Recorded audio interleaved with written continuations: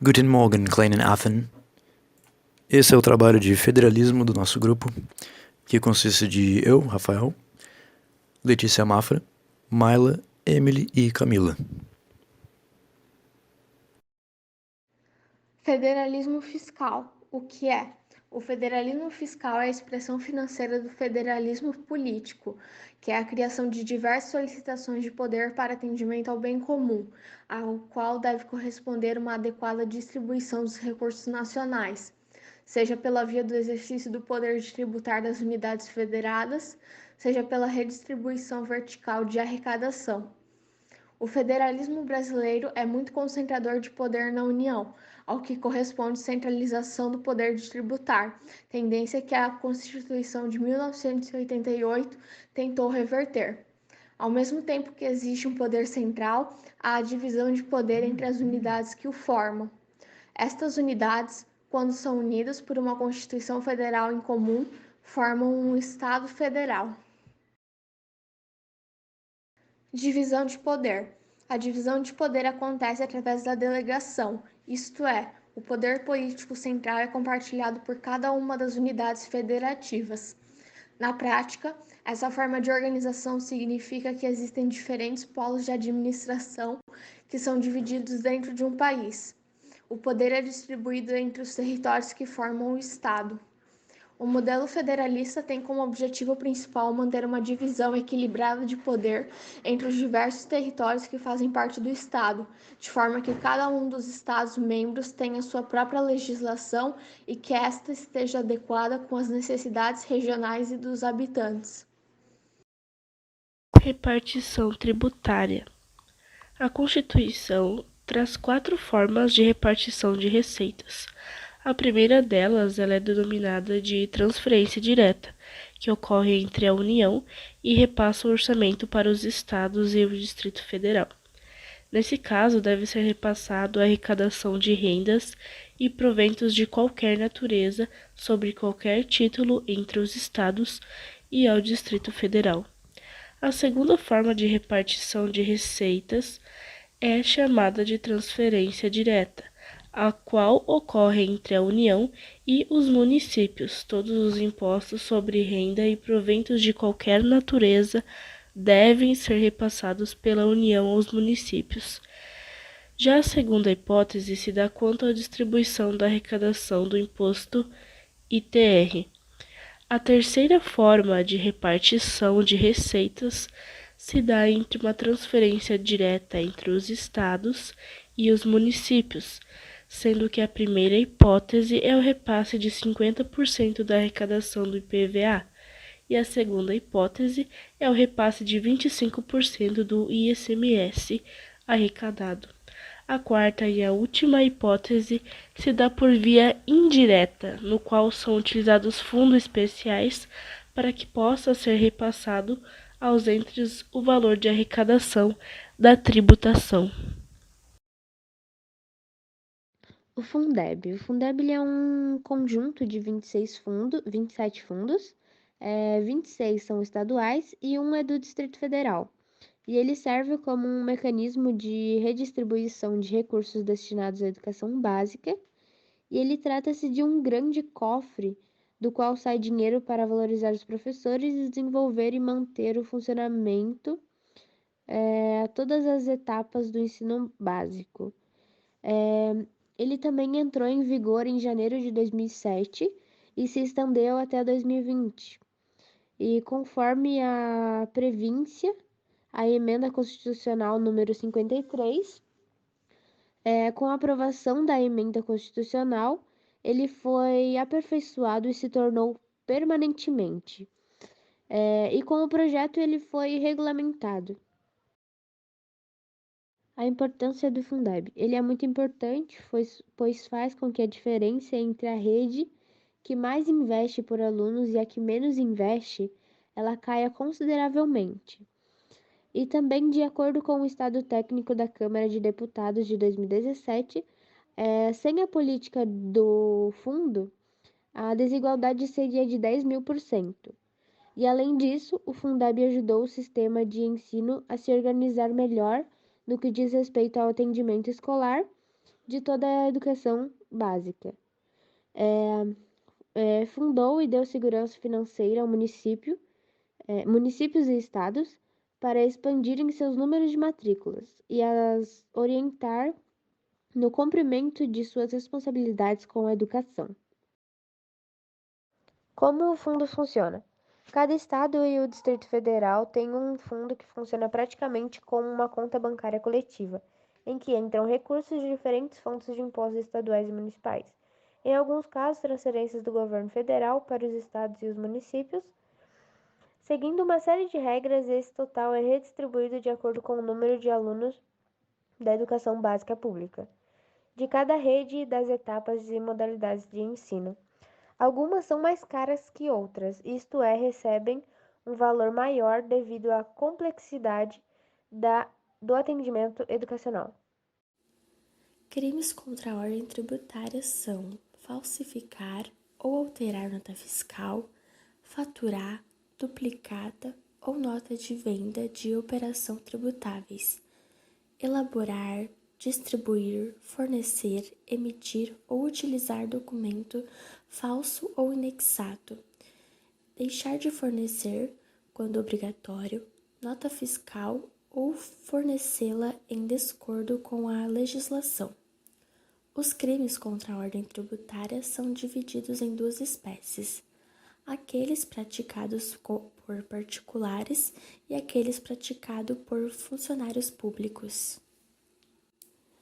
Os crimes praticados por particulares contra a ordem tributária, os quais são os mais cobrados em provas de concursos, são aqueles que são cometidos por uma pessoa que não é funcionário público, por meio das condutas de suprimir ou reduzir tributo ou qualquer acessório, como omitir informação ou prestar declaração falsa às autoridades fazendárias, fraudar a fiscalização tributária, inserindo elementos inexatos ou omitindo operações em documentos ou livro exigindo pela lei fiscal, falsificar ou alterar nota fiscal, fatura, duplicata ou nota de venda.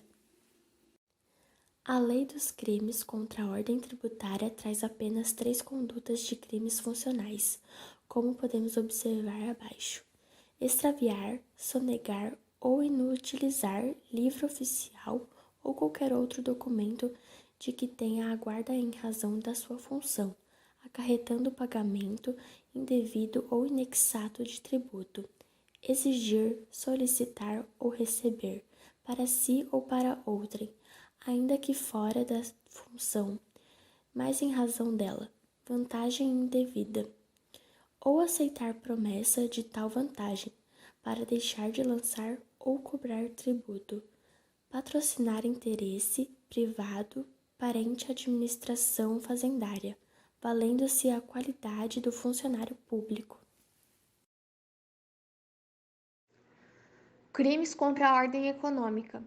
A ordem econômica, segundo a Constituição Federal Brasileira, tem por fim assegurar a existência digna a todos os indivíduos, conforme os ditamentos da justiça social, fundada na valorização do trabalho humano e na livre iniciativa. Ela caracteriza como crimes contra a ordem econômica as seguintes práticas: abusar do poder econômico, dominando o mercado ou eliminando a concorrência através de ajuste ou acordo das empresas; formar acordo entre ofertantes visando a fixação artificial de preços, ao controle regionalizado do mercado e ao controle de rede de fornecedores, em detrimento da concorrência. Crimes contra as relações de consumo. A Constituição Federal também procurou proteger os direitos dos consumidores, a qual dispõe que a legislação irá amparar o cidadão nas suas relações de consumo, de modo a criminalizar aquelas condutas que possam prejudicá-los. Nesse caso, mesmo que o comerciante tenha mercadorias impróprias para consumo apenas em um depósito, é configurado o crime. Salvo os crimes praticados por funcionários públicos contra a ordem tributária, todos os demais crimes citados nesse artigo para o PCRJ podem ter apenas agravada de 1/3 até metade. Isso ocorrerá quando a conduta praticada pelo infrator resultar nas seguintes situações: ocasionar grave dano à coletividade, ser o crime cometido por serviço público no exercício de suas funções, ou ser o crime praticado em relação ao comércio de bens essenciais à vida ou à saúde.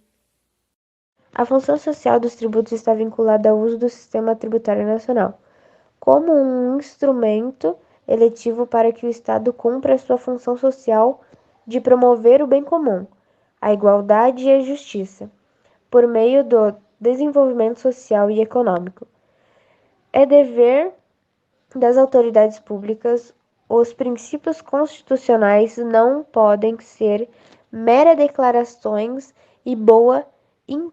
No Brasil, os tributos pesam efetivamente sobre os ombros da população e, em especial, dos assalariados e consumidores, que, paradoxalmente, são os que conhecem menos sobre o assunto.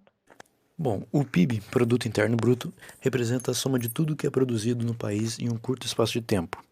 A carga tributária expressa a parcela de tudo o que é produzido pela sociedade e que se destina aos cofres públicos.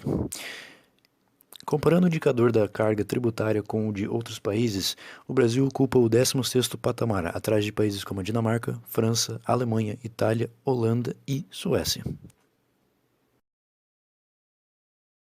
Aqui podemos ver a tabela de carga tributária de países do mundo, com o Brasil no 16º lugar. Carga tributária, o que é e para que serve? Somente com essas informações ainda não é possível se classificar a carga tributária como sendo elevada ou não. É fundamental, para tanto, saber o que faz o país com um montante de recursos. Basicamente, o dinheiro que o Estado retira da sociedade é utilizado para 3 finalidades: transferências públicas. De acordo com informações divulgadas pelo IPA em 2009, estima-se que este valor alcance 15% do PIB. Pagamento de juros decorrentes de endividamento público que, ainda de acordo com o IPA para 2009, chegam a aproximadamente 5% do PIB. Prestação de serviços públicos à população.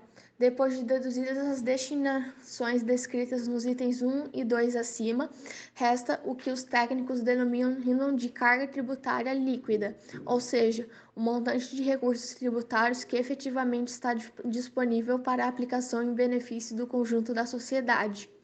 No caso brasileiro, esse valor é de apenas 15,3% do PIB e não mais os 35,3% conforme estudo do IPA. Principais problemas do atual sistema tributário nacional.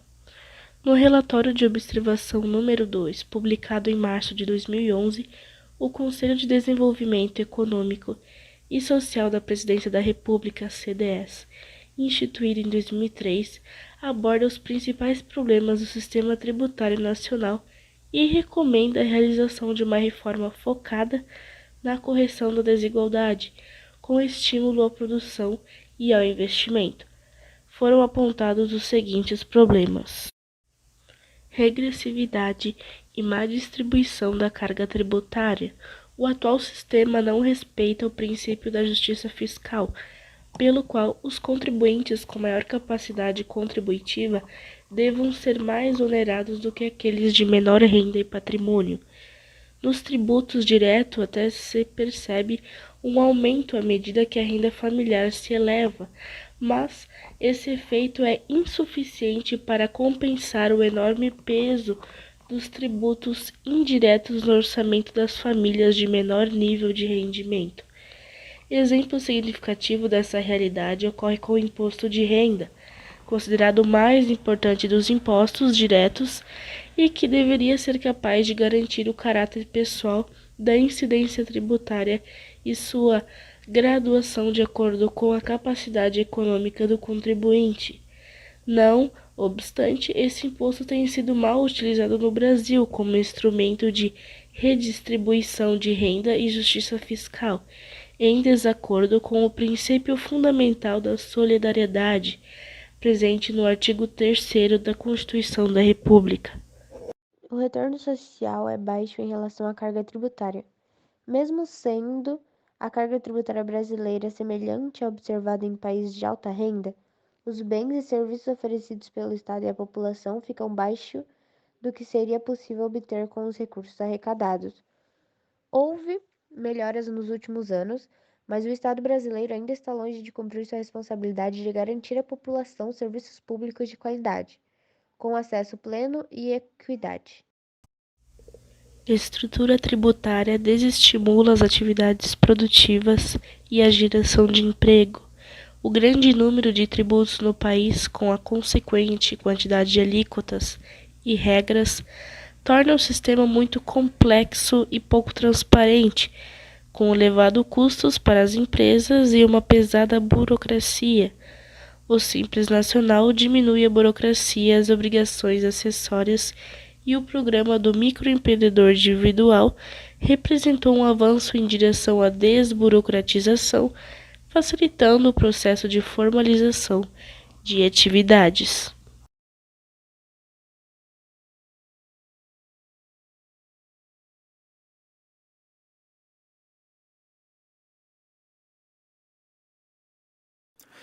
Para onde vamos?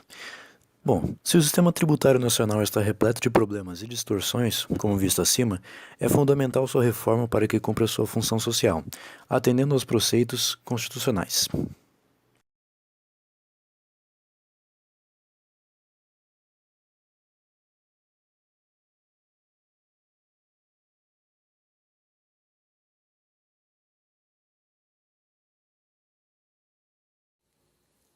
Segundo Mack e Veloso, a reforma tributária, se realizada de forma abrangente, poderá vir a ser um jogo de soma positiva, em que todos ganham, com o aumento da eficiência econômica, a possibilidade de uma redução da carga tributária, a eliminação das distorções que prejudicam os investimentos e um maior crescimento econômico do Brasil.